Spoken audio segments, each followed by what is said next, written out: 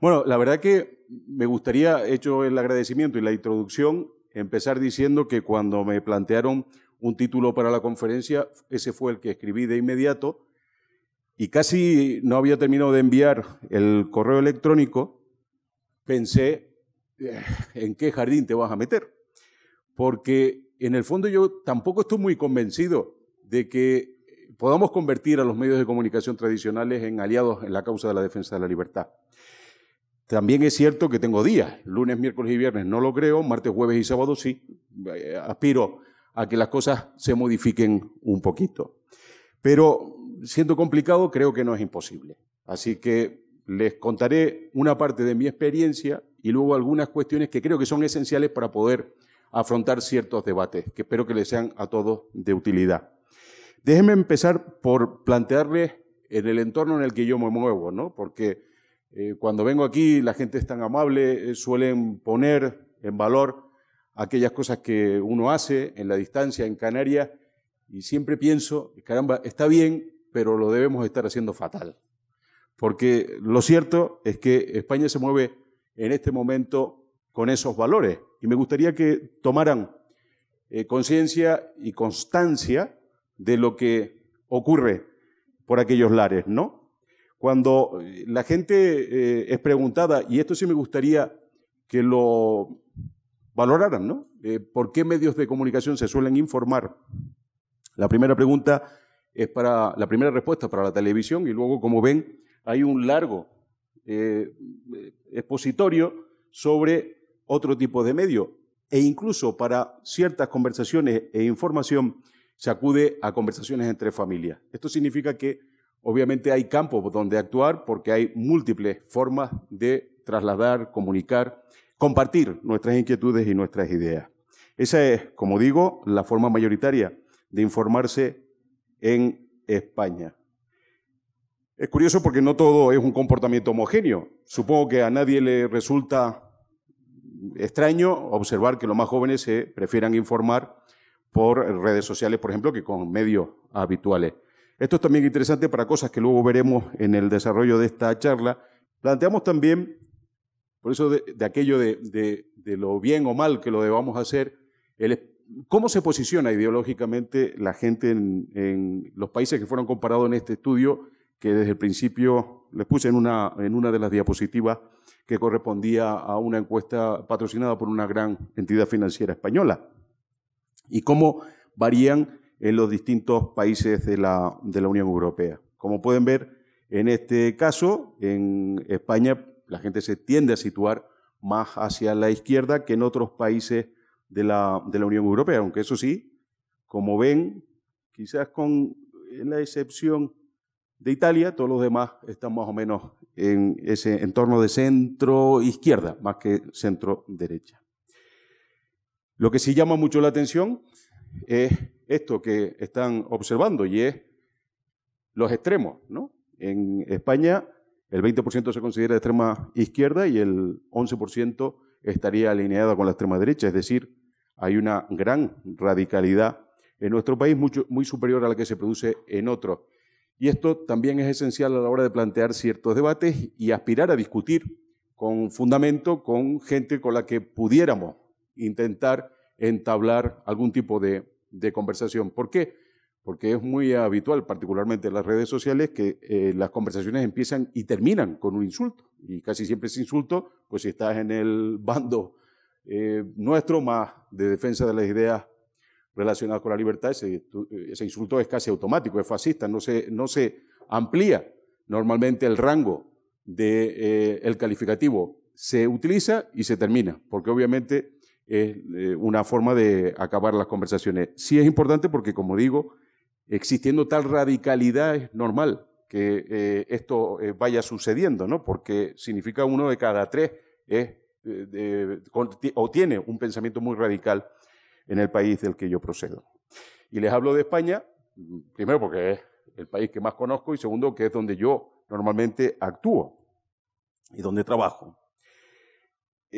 Fíjense además la visión que suelen tener en España sobre el papel que debe desempeñar el Estado, ¿no? Por ejemplo, ante la pregunta, ¿el Estado debe tener son dos preguntas y le piden que se identifique con la que más pueda gustarle. El Estado debe tener la responsabilidad principal en asegurar que todos los ciudadanos puedan gozar de un nivel de vida digno, o cada persona debe ser el responsable principal de asegurar su propio nivel de vida digno. Bueno, pues en ningún país como en España la responsabilidad del Estado y no individual. Es un 76% frente a la media de los demás países, que es un 51%. Y no hay ningún país siquiera que se acerque un poquito a España, ¿no?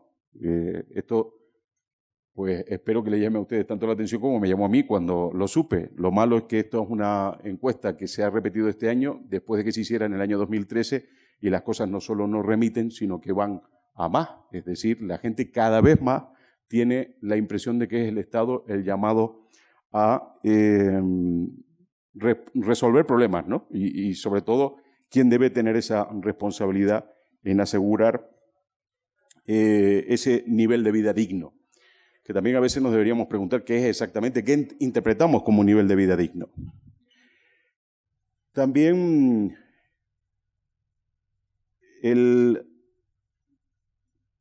es interesante porque antes les hablaba de los extremos, de la radicalidad con la que se está comportando la opinión pública en España, y aquí lo que nos permite averiguar es que esa visión del Estado no es una visión exclusivamente de la izquierda. En España, esa visión sobre quién debe o no responder de los niveles de vida dignos de los ciudadanos no es homogénea, pero no es precisamente pequeña entre los votantes de la derecha, ¿no? Ahí lo pueden ver. También la derecha en España es pues la más estatista con, iba a decir con la excepción, no, sin excepción. Es la derecha española la más estatista también de los países de la Unión Europea. O sea que ven ustedes que tenemos un retrato, nos está quedando un país precioso, o sea, porque tenemos un retrato muy firme de qué es lo que la gente espera del Estado.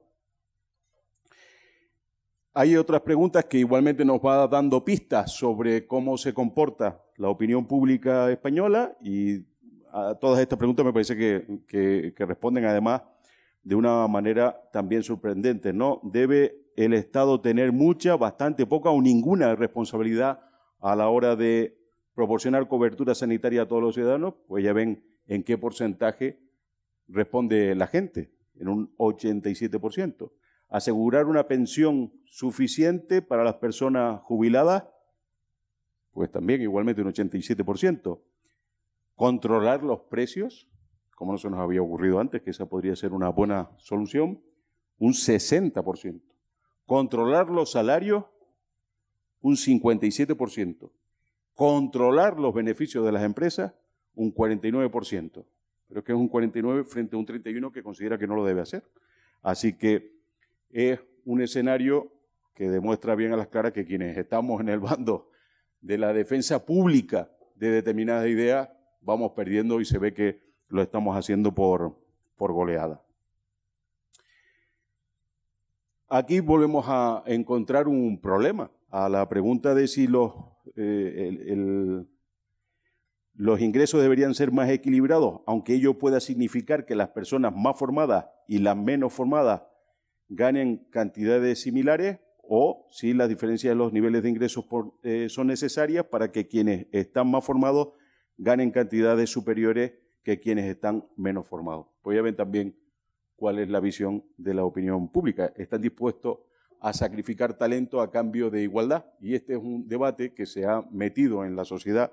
Creo que es un mal global, pero quizás tiene unas características especiales también en el país del que procedo, y donde ahora se habla mucho y hay gente muy dispuesta, como ven, en amplio margen, a sacrificar el mérito en beneficio de la igualdad. También, bueno, la verdad que en la opinión pública luego tampoco podemos siempre exigir coherencia. Hay veces que votan cosas pues, que no tienen demasiado que ver, ¿no? Aunque en este caso están íntimamente ligadas, ¿no? Porque le pregunta, ¿es preferible que existan impuestos altos para reducir las desigualdades o es preferible que existan impuestos bajos aunque no se reduzcan las desigualdades? Y siendo cierto que hay más gente que está dispuesta a que existan impuestos altos para reducir esas desigualdades. Es verdad que hay un 40% todavía que se resiste a que esa cosa pueda ocurrir, ¿no? Bueno, ese es el escenario de partida. Por eso quería empezar explicando a qué me dedico, cómo lo hago y sobre todo para quién. Y ustedes podrían, además, justamente decir, pues tampoco lo estás haciendo tan bien, porque la opinión pública, los que son como tú y tú, no están teniendo un éxito realmente apreciable. Y no parece además que esto vaya a cambiar de una manera radical. Saben ustedes, y si no se los cuento, que España va a celebrar el próximo 10 de noviembre unas nuevas elecciones. Y estas son las cuartas elecciones en 4 años. Es decir, como España estuvo casi 40 años sin votar porque había una dictadura, ahora le hemos cogido un poquito el ejercicio y ahora vamos a votar casi todos los años. Está bien, porque después de 40 años sin votar, mi generación ha votado más, bueno, han votado por mí y por mis padres. Y seguramente por mis abuelos, ¿no? Porque ya llevo más elecciones que ellos, probablemente.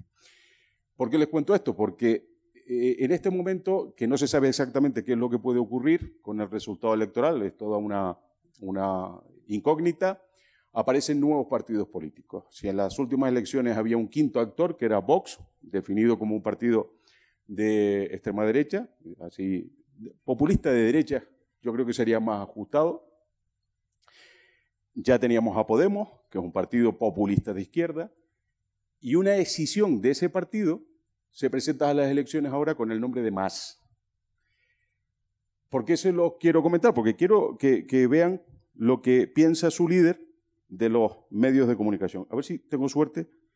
Y si los 100 y pico mil, que son 175, no lo sé, lectores de Público, se van a quedar sin periódico, no se van a quedar sin periódico, digo, se irán a otros, otros irán a su casa, dentro de 3 años pensarán otra cosa si le hacen la misma encuesta, porque han sido, digamos, objeto de la pelea por la opinión. Si esa es una pelea fundamental y si es una pelea que se da en una esfera pública, que le hemos regalado hasta ahora a los poderes privados económicos, es hora como de que la izquierda se empiece a plantear, pues igual que reconocemos que, hombre, que es una ignominia, ¿cómo va a estar el Banco Central Europeo en manos no elegidas, no controladas por los ciudadanos? Pues si eso es así, si es un espacio de poder fundamental, hombre, manda más el director del país que cualquier diputado. Bueno, pues entonces esos espacios también tienen que estar sometidos a control democrático y entonces la izquierda tiene que empezar a pensar, por una parte, en una ley de medios, irla proponiendo, que esto vaya sonando, que vaya pensando que los medios, el espacio mediático es un espacio a asaltar y a democratizar y a quitarse a los señores del dinero, y por otra parte que empecemos a señalar la responsabilidad social que tienen los medios, como se ha hecho en otras latitudes, cuando mienten, cuando no dicen la verdad, cuando silencian unas mayorías.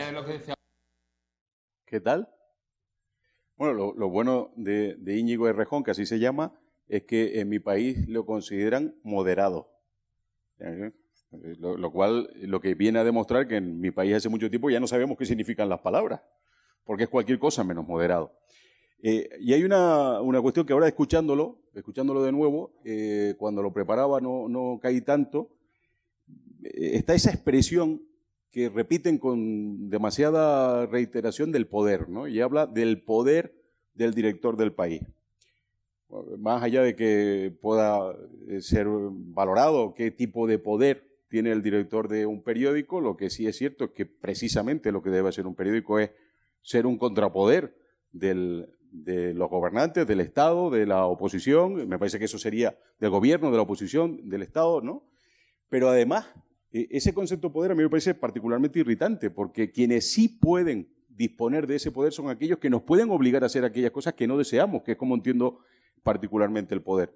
El director del periódico El País pertenecía a un grupo en su momento, yo creo que eso ha ido cambiando algo en los últimos años, que tenían, por ejemplo, una televisión codificada, ¿no? Tú tenías que suscribirte para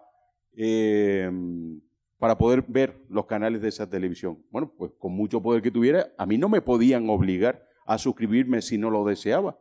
Sin embargo, pago las televisiones públicas, por cierto, algunas de las cuales yo trabajo, ¿no? Pero la verdad que esto es una cuestión que muchas veces me he planteado también, ¿no? Pero tengo que pagar esas televisiones públicas sin desearlo. O sea que el tipo de poder, como ven, es distinto. Para los políticos el poder es todo aquel que no pueden controlar y, sin embargo, deberíamos tener claro que el poder es aquel que nos obliga a hacer cosas que no deseamos. Ya claro que es verdad que yo me planteo alguna vez si debería seguir yendo a televisión, sobre todo los medios de comunicación públicos, pero yo allí he defendido que deben cerrarla y sigo creyendo que deben cerrarla, pero lo que uno se plantea a veces, y ahora verán parte de lo que yo suelo hacer, uno se plantea a veces que hay poca gente que vaya a defender ese discurso a los medios de comunicación y cuando son suficientemente amables para invitarte, uno debe acudir. Es verdad que no solo son amables, que también me pagan. Y yo acudo encantado de la vida.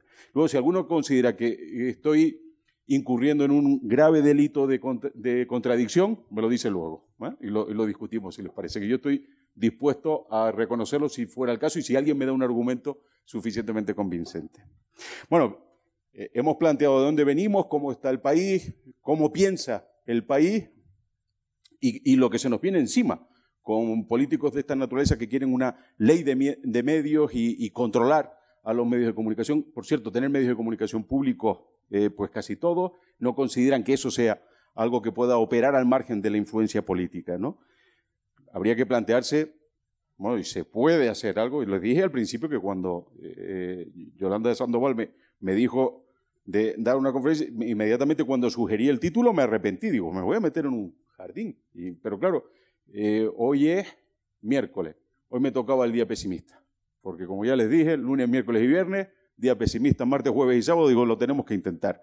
Pero en eso andamos, en buscar fórmulas para combatir ese pensamiento dominante que tiene ese resultado, porque es verdad que en los medios de comunicación existe un gran desequilibrio, a mi juicio, supongo que a muchos de ustedes también se lo parecerá, en favor de la izquierda. Fíjense que yo digo, supongo que a ustedes también se lo parecerá, porque cuando uno escucha a personas como Íñigo Errejón, se da cuenta de que hay gente que le parece todavía poco el control mayoritario, a mi juicio, que tienen los medios de comunicación de izquierda. Y de hecho, es verdad que cuando él se plantea esto, lo está planteando para defender algunos medios de comunicación que son de izquierda y que son abiertamente de izquierda. Porque además en España pasa una cosa, los medios son abiertamente de izquierda, hay algunos de derecha estatista y todos los demás intentan ahí más o menos timonear sin reconocer muchas veces cuáles son sus principios ideológicos. En la presentación quedó claro que soy el director y el editor de la revista La Gaveta Económica. Es una revista que se edita en Canarias, que tiene una distribución, está mal que yo lo diga, pero es una distribución muy importante. Es verdad que nos cuesta mucho dinero tener esa distribución porque llegamos a todas las islas en una gran cantidad de ejemplares que tiramos todos los meses. En el primer número de la revista, y cada vez que hemos tenido oportunidad, hemos dicho, nosotros somos abiertamente defensores de las ideas de la libertad. Es verdad que está enfocada desde una perspectiva económica, pero también les digo que nunca hemos tenido muchos complejos en sacar cosas que no son estrictamente económicas. Y cuando lo hemos hecho, recuerdo hace 2 números o 3 números, publicamos un reportaje sobre la necesidad de plantear la legalización de las drogas, particularmente de la marihuana. Mi empeño era que no se identificara como una cuestión estrictamente económica, y eso se lo trasladé al redactor que escribió ese reportaje, ¿no? No quería que se planteara así, no era una cuestión utilitarista, no era una cuestión de economía, no era una cuestión incluso de impuestos, que es la única que entienden los políticos. Se le dice, no, pues igual incluso se lo pueden plantear, sino una cuestión ética. Y nosotros eso lo hemos planteado y debo decir que lo hemos hecho abiertamente y siempre dando la cara. Estos son los medios en los que normalmente puedo colaborar. Quedaron claros en la introducción. Yo solo soy, es decir, el único que no tengo que pedir permiso, ni perdón, es por la Gaveta Económica, porque sobre ella, como quedó claro, soy el editor y además la dirijo, ¿no? En los demás medios de comunicación son medios de comunicación de masa. Y al final, es verdad que a pesar de eso que les comentaba hace un ratito sobre la mayoría de medios de comunicación que están escorados hacia la izquierda, en casi todos siempre hay un hueco para quienes sean capaces de argumentar. Y eso es un poco lo que me gustaría dejarles luego como mensaje, que no, siendo difícil no es imposible y que podemos efectivamente abrirnos huecos en determinados medios de comunicación. Yo sé que para muchos de ustedes, igual yo soy una especie de dinosaurio, lo entendería, porque es verdad que trabajo en medios de comunicación. Bueno, Lancelot, aparte de su edición en papel, la tiene también en digital, y el diario de avisos, aquello que ven abajo, bueno, pues ahí pues hago un videoblog, que es probablemente lo más tecnológico. De hecho, el de esta semana, que lo había dejado grabado, lo he visto desde Guate, ¿no? Entonces, quiero decir que es verdad que soy, en el sentido de los medios de comunicación, particularmente la gaveta económica, un dinosaurio, porque no tenemos edición digital todavía, pero en el resto de cuestiones estamos pues también a la última, ¿no? Como no podría ser de otra manera. Entonces, insisto, existen medios de comunicación, son mayoritariamente de izquierda, incluso algunos de estos dos programas, bueno, el de la televisión canaria y aquel que ven allí, el debate de la 1, pues son televisiones públicas.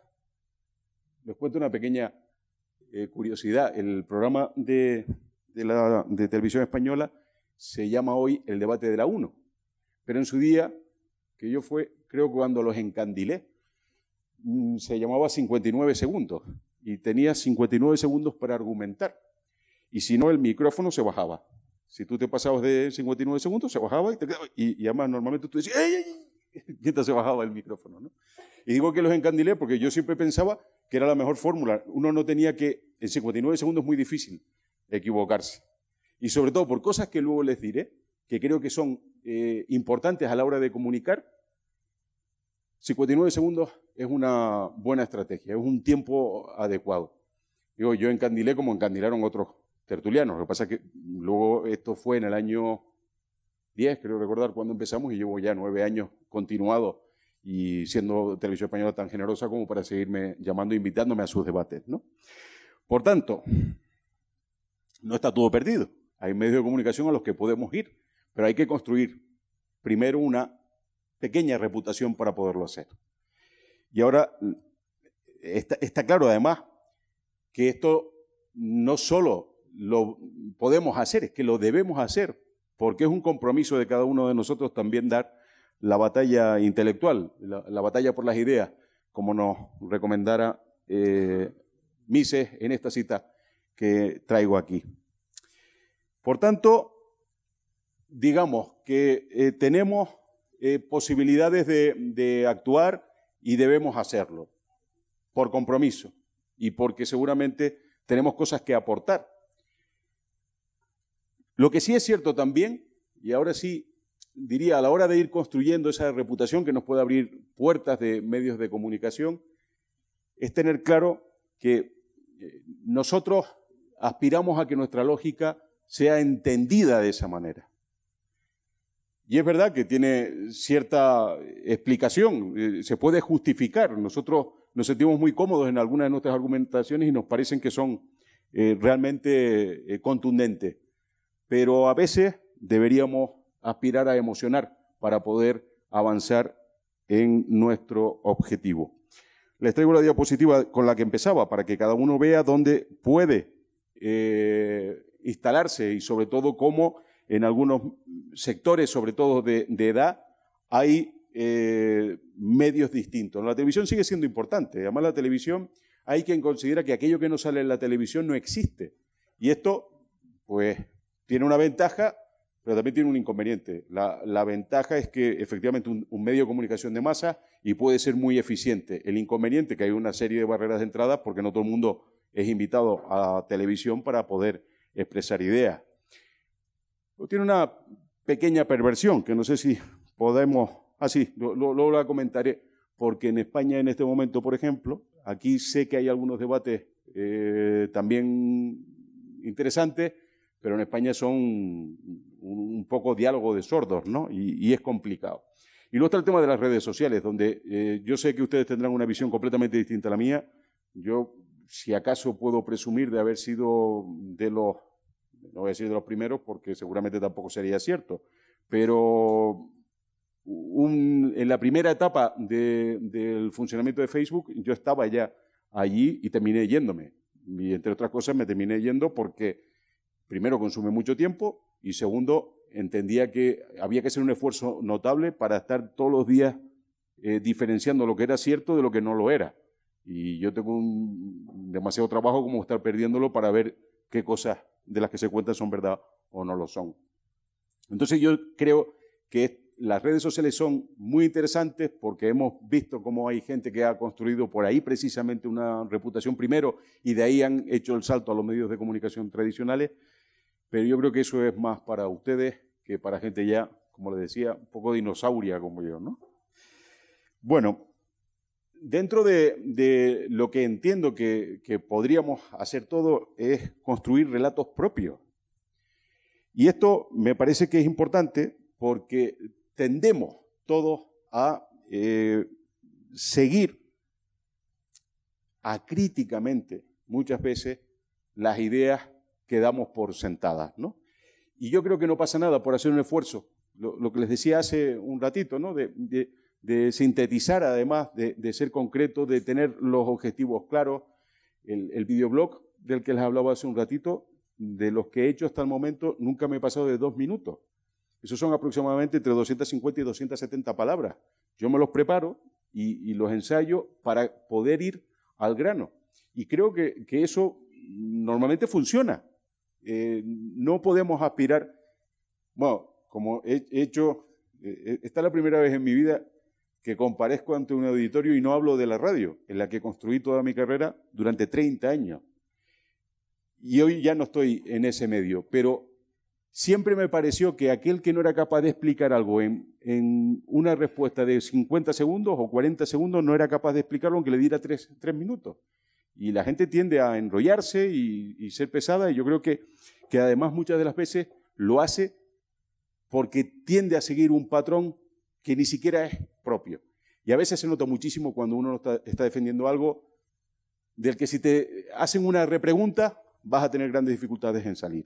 Así que, si me lo permiten, por ir colocando algunas cuestiones así en el centro del tablero que nos dará pie para tener luego, espero, un animado debate, esto me parece importante, construir nuestro propio discurso. Una cosa que debemos tener clara, y es una cosa que yo también la he vivido, que es pensar que porque alguien en algún momento pueda darnos la razón en algo, inmediatamente lo hemos atraído al conjunto de las ideas liberales. Y aquí hay 2 cuestiones en las que me gustaría extremar la atención. Una, entre nosotros mismos, porque a veces parece que estamos siempre en un campeonato permanente a ver quién es más liberal, y que cuando alguien te dice una cosa, tú le dices una todavía mayor, a ver si sigue estando de acuerdo o decidió irse, ¿no? Y esto pasa entre nosotros. Imaginen con aquellos que, no siéndolo, en algún momento puede aceptar un argumento. Les ponía antes el ejemplo de un reportaje que hicimos sobre las drogas. Pues imaginemos que alguien que no le había prestado nunca mucha atención a los liberales, o que los liberales le parecían pues personas más bien de derechas y sin ninguna preocupación por nada que no fuese la economía, estuviera de acuerdo y dijera, oye, pues mira qué interesante. Y entonces yo, pleno de satisfacción por haberlo atraído al lado bueno, le digo, pues si piensas esto de la droga, inmediatamente vas a pensar exactamente igual sobre las armas. Lo que hemos conseguido inmediatamente es que esa persona ya ha dejado de estar de acuerdo con lo primero, incluso con lo de las drogas. Así que hay que tener cuidado porque esta es un camino apasionante, sin duda, pero es un camino de largo plazo, de largo recorrido. Y es verdad que lo importante es conseguir que alguien nos preste atención y a partir de ahí irlo enamorando. Las ideas son así y deben funcionar de esa manera. No expulsemos a la gente de nuestro lado porque no va a funcionar así. Eso no va a funcionar nunca. Y más si vamos a tener oportunidad de ir a medios de comunicación donde tenemos el tiempo que tenemos, ¿no? Otra cosa que hacemos mucho y con mucha frecuencia, que es llenar todas nuestras intervenciones con citas y datos. Y esto es interesante porque cuando nos salimos, y esto lo hago casi como un acto de contrición personal, es decir, esto lo he vivido, porque lo he hecho un montón de veces. Yo, más que de los datos, las citas, ¿no? Entonces, al final con la cita lo único que has demostrado es que has leído un montón. Pero aparte de eso, no estás aportando gran cosa, porque mucha gente, eso me pasaba cuando yo hacía los programas de radio, yo citaba a Hayek y decía, bueno, esto está muy bien porque demuestra que yo sí que le leo, pero me dirigía a un montón de personas a las que probablemente hablarle de Hayek era hablarle de Salma Hayek. Y entonces lo que más podría pasar es decir, que miren qué interesante es esa actriz, ¿no? Lo que piensa, pero más allá de eso, no mucho. Por tanto, evitémoslo, ¿no? Me hace mucha gracia porque las redes están repletas de estas cosas, ¿no? Uno se las encuentra, por eso me encantó la viñeta que encontré para preparar esta intervención sobre lo de no creerse todo aquello que uno lee en Internet. No es necesario nuestra argumentación. Si construimos un relato propio, no va a necesitar del apoyo sistemático, ni de datos, ni de citas. Eso es también muy interesante. Aparte que resulta un poco pedante en los medios de comunicación. Entre nosotros está muy bien, pero en los medios, en un programa, es un poco pedante. Y se lo dice alguien que incurrió ya en ese error, pero como me lo aprendí, lo puedo compartir con ustedes. Debemos tener claro, si sobre todo tenemos un relato, que podemos fabricar titulares. Fabricar titulares es pensar como lo haría un periodista y decir de nuestra conversación qué es lo que va a extraer o qué quiero que extraiga, porque no hay nada más habitual que alguien que diga es que el periodista no me entendió, o el periodista me malinterpretó, o el periodista se quedó con lo que le pareció y no lo que yo creía. Pues esto se puede evitar teniendo más o menos esquematizado, primero, un discurso propio y segundo, una capacidad de síntesis suficiente para poderlo conseguir. Yo tampoco soy un gran partidario de Twitter, porque además me parece que es un sitio donde la gente lo que hace básicamente es insultar, pero sí valoro que tengas que construir un argumento en 280 caracteres. Eso sí que me parece muy relevante. Fíjense, en ese tuit de Rayo, todas las cosas que dice, es importantísimo lo que hace. Probablemente es Juan Ramón Rayo uno de los mejores que hay, bueno, como economista sin duda, pero aparte en el manejo de las redes sociales es muy bueno porque sabe hacer esto. Y segundo, tiene una paciencia infinita, porque no he visto a nadie que tenga mejor talante a la hora de ser insultado que Juan Ramón Rayo. Yo normalmente sería de los que me quitaría las gafas. Vamos a empezar a hablar aquí bien de este tema y a ver cómo continuamos, ¿no? Les decía hace un ratito que en el tema de los debates nos solemos centrar siempre en la economía, porque primero creo que nos sentimos más cómodos en ese campo. Incluso aquellos que no tienen una formación extensa sobre el particular, los rudimentos sí los controlan. Y ahí nos sentimos todos siempre mucho más cómodos y es mucho más... está claro que entre sentirse cómodo o no sentirse cómodo uno va a elegir siempre por lo primero, ¿no? Eso lo tenemos claro todos. Pero hay un montón de cosas en las que podemos tener también capacidad para argumentar sin necesidad de estar exclusivamente centrados en la economía. Entre otras cosas porque a veces se produce una falta de empatía, o al menos observa a la gente una falta de empatía si solo hablamos de economía. Y esto es muy interesante porque alguna vez pasa, ¿no? Pues no sé, no quisiera pasar demasiado rápido en un ejemplo que sí se puede dar en un programa de televisión en directo o en una tertulia radiofónica donde a lo mejor estás hablando de sanidad y tú dices que no debería existir un estado del bienestar tan generoso y entonces empiezas a dar datos sobre economía y alguien te pone sobre la mesa un caso concreto de una señora concreta que tiene un problema concreto en un sitio completamente aislado. Y contra eso es difícil contraargumentar. Por tanto, no caigamos solo o no permitamos explicar las cosas solo desde esa perspectiva, desde la economía, por más que nos podamos sentir más confortables con ella. Hay que, en ese sentido, entender también las razones que tengan los demás y luego poderlas atacar de una manera muy razonable. Una recomendación básica, que es, siempre que podamos, utilizar el humor y la cordialidad. Les decía hace un momentito que Rayo tiene una capacidad que, por ejemplo, yo no la tengo, que es aguantar estoicamente todos los insultos. Pero es verdad que eso puede pasar en las redes sociales, no tanto en los medios de comunicación. Yo he tenido grandes agarradas en debates en televisión, por ejemplo, donde las cosas no son tan graves como en las redes sociales. Es verdad que alguna vez he alcanzado, también la otra parte. Pero el asunto no es tanto... Lo que pretendo decir con el tema de la cordialidad es no llevar las cosas al extremo, porque una persona irritada en un medio de comunicación en vivo se nota muchísimo. Y a veces haces que pierdas parte de la razón, precisamente por esto, o que la gente lo perciba. Esto es muy interesante, porque las cosas no son solo aquellas que nosotros decimos y proclamamos, sino cómo las recibe la gente a la que nos dirigimos. Y esto es muy habitual. Si sales irritado, si argumentas y se te pone la vena esta así como por afuera, la gente va a percibir esa agresividad. Y eso hará que nuestro mensaje pierda impacto. Y en el tema del humor, yo diría siempre que sí, porque además me parece que es una de las mejores prendas que se puede vestir en sociedad, que decía alguien. ¿Han visto cómo he evitado la cita? Es importante utilizar el humor, pero no es necesario utilizar el humor.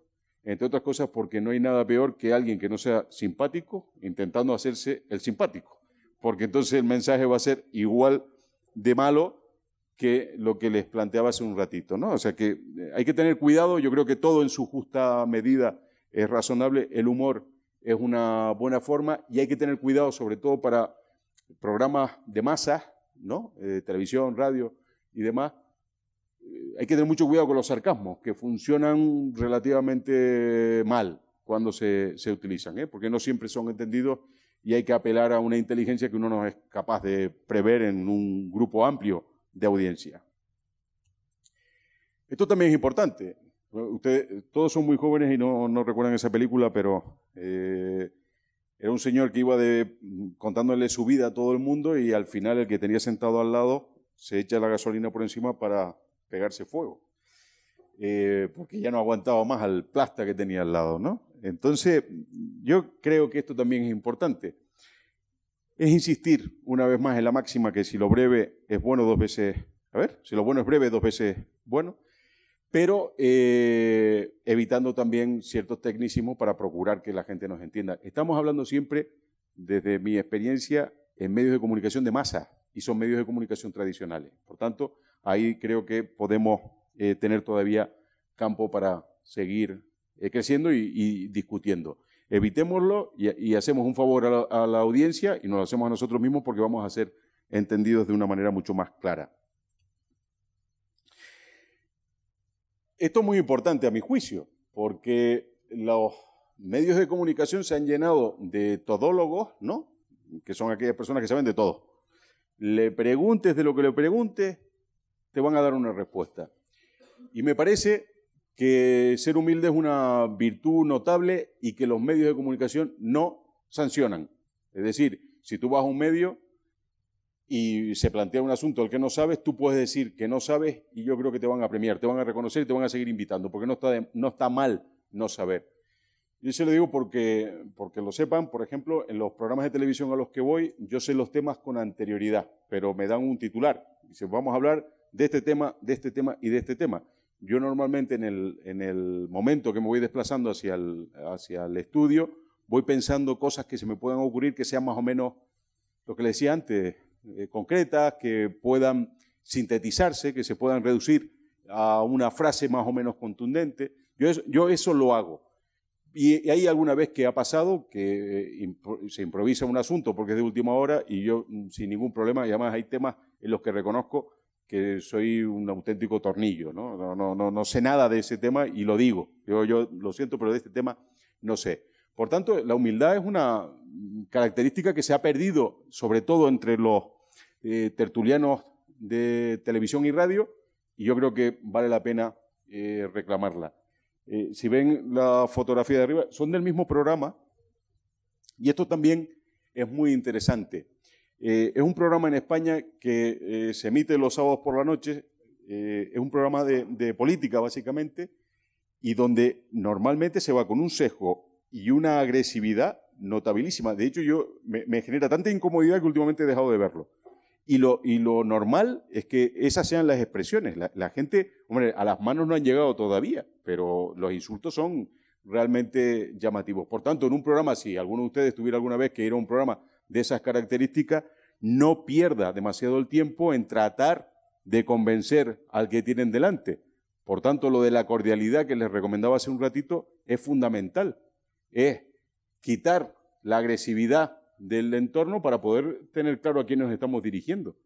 No es fácil y es un ejercicio realmente extraordinario de mostrar tener templanza, porque no es a nadie, primero, a nadie le gusta que le insulten, como es natural, y segundo, no siempre es fácil olvidarte de quién te está insultando para ver a quién estás intentando dirigirte y que sea capaz de entenderte aquello que les estás contando. Por tanto, digo, no sé si muchas veces o muchos de ustedes tendrán la posibilidad, la oportunidad, el interés o la capacidad incluso, porque no todo el mundo está obviamente en las mejores condiciones para ir a un programa de televisión y de primeras encontrarse en una situación como esta, probablemente si eso ocurriera, uno no vuelve a la tele. Pero si fuera ese el caso, foco. Y el foco siempre puesto en el espectador, que es el que debe entender. No, voy a utilizar, bueno, si la utilizo, no es al energúmeno que tenemos enfrente insultando y vociferando. ¿Vale? Bueno,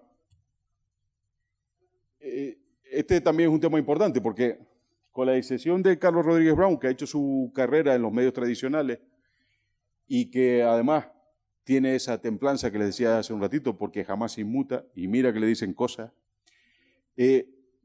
existen muchos otros que nos parecen en este momento grandes referencias para a la hora de transmitir las ideas de la libertad. Desde Gloria, que no tengo que presentar porque todos ustedes la conocen como es natural, a Juan Ramón Rayo, que creo que tampoco hace falta mucha presentación, porque además en redes sociales es ya digo, ya no es solo su conocimiento, sino sobre todo el temple. O sea, es extraordinario. O María Blanco, o incluso Milei, ¿no? Yo creo que hay un pequeño fenómeno que uno observa en los últimos tiempos, que todo el mundo quiere ser como Javier Milei. Y es verdad que solo hay uno. O sea, no imitemos, construyamos una reputación cada uno, pero sin intentar imitar a los que ya están. Seguramente de todos ellos vamos a sacar conclusiones valiosísimas, enseñanzas valiosísimas. Mirémoslo, pero no hace falta imitarlos al 100%. Eso sería bueno porque les va a ayudar a todos ustedes a tener una cierta reputación como comunicadores que espero que alguno de ustedes tenga interés en desarrollar. Bueno, con esto termino.